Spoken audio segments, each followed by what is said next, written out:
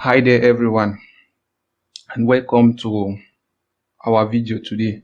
So for the video we'll get on today, which we will actually want learn them for that composer command. I explain each and every component. I could type the command composer create dash project, okay, Laravel / Laravel, okay, dot, okay, I just put dot here. Right.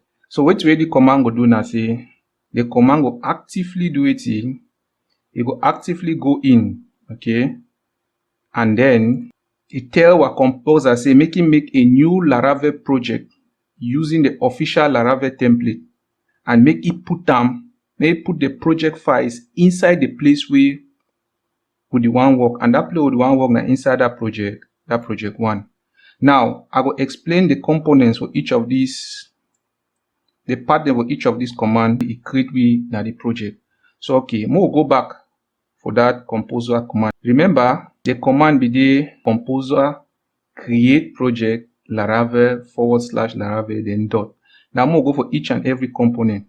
Now that composer when I be there for front, it means say now a tool where PHP the user, and I the user will manage all libraries and packages and way our project need them. You don't need to know all the one then now, just for a start. The next thing now create project. That create project na command wey composer the user for build a new project for one way it already exists. Okay. So for this case, the new project one build for one way it already is na Laravel project.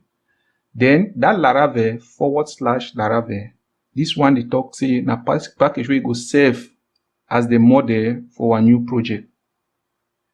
So now the correct package where we get them all for Laravel, when I be the important files and the directory of the structure for the Laravel project. Yeah.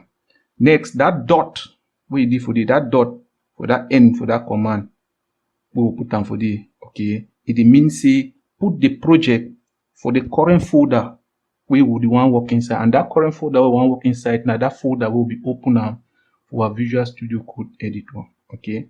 So that is all.